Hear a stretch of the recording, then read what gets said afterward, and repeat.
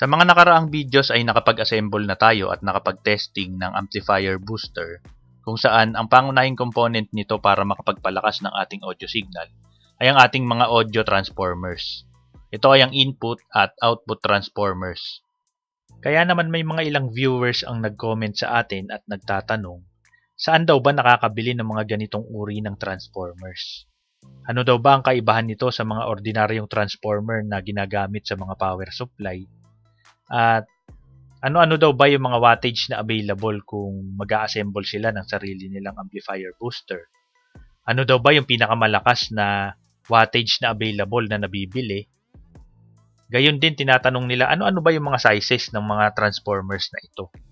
Kaya naman gumawa tayo ng separate video para talakayin ang nauukol sa mga audio transformers na ating ginamit sa ating mga na-assemble na amplifier booster. Kaya sa mga DIYers na gustong mag-assemble ng sarili nilang version ng amplifier boosters ay magbibigay ako ng detalye tungkol sa mga transformers na ating ginagamit. Kaya stay tuned lang po sa ating channel.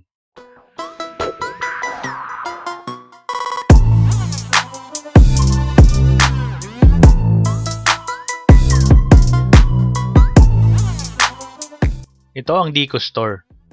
Ito ay located sa Quiapo, Metro Manila. Meron din silang branch sa Commonwealth, Quezon City. Kung kayo ay nagnanais mag-assemble ng amplifier booster ay dito kayo makakabili ng mga audio transformers at ng mga iba pang materials na kailangan natin sa pag-assemble ng ating amplifier booster. Makakabili tayo rito ng ready-made na input transformer, gayon din ready-made na output transformers. Isa lamang ang variant ng ating input transformer na mabibili rito.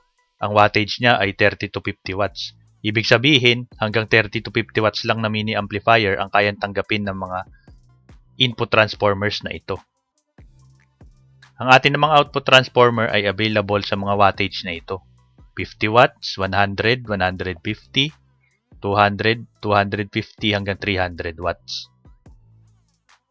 Kung kayo naman ay marunong mag-rewind ng mga transformers, ay available din dito ang mga materials gaya ng bobbin, magnetic wires, at EI cores. Kung kayo ay magre-rewind ng input transformer, ito ang mga materials na ating gagamitin. Ang size ng bobbin natin ay 1/2 by 1/2 inches at bibili kayo ng EI core na kasya sa 1/2 by 1/2 na bobbin. Habang ang magnetic wire naman na ating gagamitin sa ating primary ay gagamit tayo ng magnetic wire number 24 at sa secondary naman ay gagamit tayo ng magnetic wire number 29. Pag nag-rewind tayo ng input transformer ay sa primary ay magre-rewind tayo ng 60 turns ng magnetic wire number 24 habang sa secondary naman ay 2 beses tayong magre-rewind ng magnetic wire number 29 na tig 210 turns. Matapos tayong makapag-rewind ng 210 turns, ipagkukonek natin ng magkabilang dulo nun at yon ang ating magiging center top.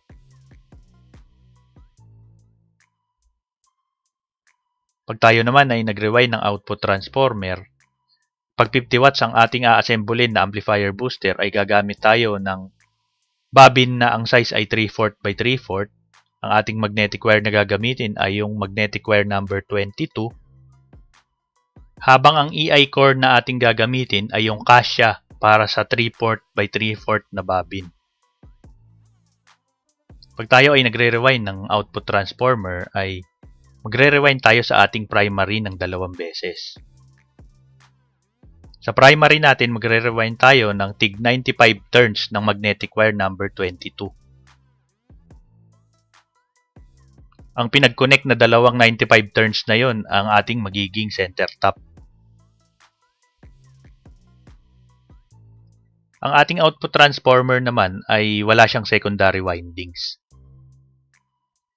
Kung tayo naman ay mag-a-assemble ng 70 watts na amplifier booster, ang size ng bobbin na gagamitin natin ay 1 by 1 inches. Tapos gagamit tayo ng magnetic wire number 21 at EI core na para sa 1 by 1 na bobbin. Magre-rewind tayo ng tig 100 turns ng magnetic wire number 21. Pag 120 watts naman ang ating i-assemblein ay gagamit tayo ng 1 and 1/8 by 1 and 1/8 inches na bobbin. Magnetic wire number 20 ang gagamitin natin at 1 and 1/8 by 1 and 1/8 na EI core.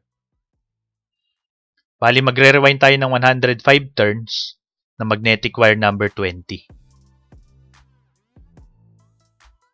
Sa 150 watts naman, ang ating magiging bobbin size ay 1 and 1/4 by 1 and 1/4 inches.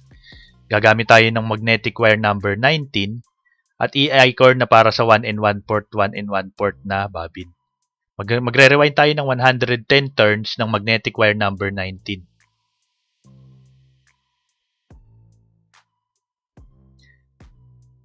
Sa 250 watts naman, ang gagamitin nating bobbin ay 1 and 1/2 by 1 and 1/2 inches.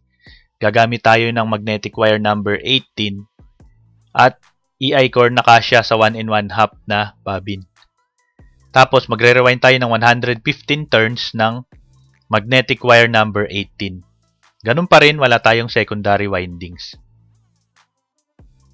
At para naman sa mga malayo sa Dico Store, pwede kayong bumili sa Shopee online ng mga input at output transformers. Ang pangalan ng shop ay Armac Electronics. Makakabili rin kayo rito ng mga iba pang parts na kailangan sa pag-assemble ng amplifier booster. Ang totoo ay nakakita tayo ng 500 watts output transformer sa shop na ito. Kaya naman gusto kong subukan na mag-assemble ng 500 watts per channel na amplifier booster. Kaya naman agad-agad ay umorder tayo sa shop na ito. Kaya naman ilang araw din ang dumaan ay dumating na yung ating order. Yun nga lang ay inabutan tayo ng holidays kaya hindi pa dumarating yung order ko na iba gaya ng mga transistors at iba pang mga parts. Pero ito na yung mga transformer guys. Malalaki yung mga transformer na to tsaka mabigat. Kasi ngayon lang ako nakakita ng 500 watts na mga output transformers. So ngayon lang tayo mag-assemble ng 500 watts na amplifier booster.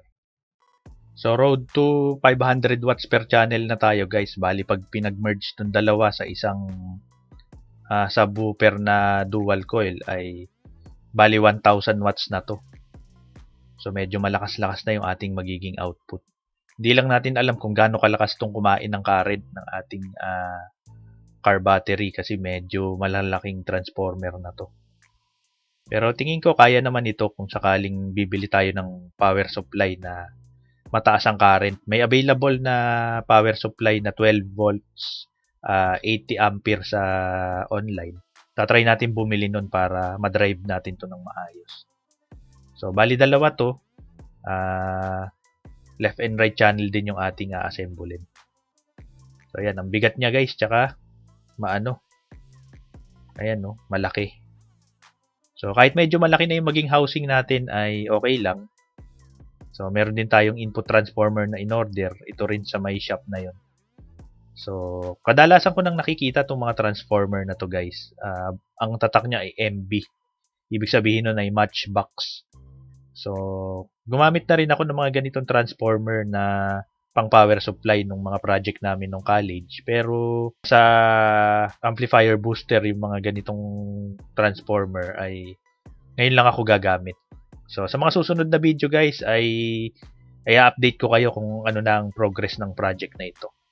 Salamat at hanggang sa mga susunod na video guys. Sa ngayon ay paalam muna.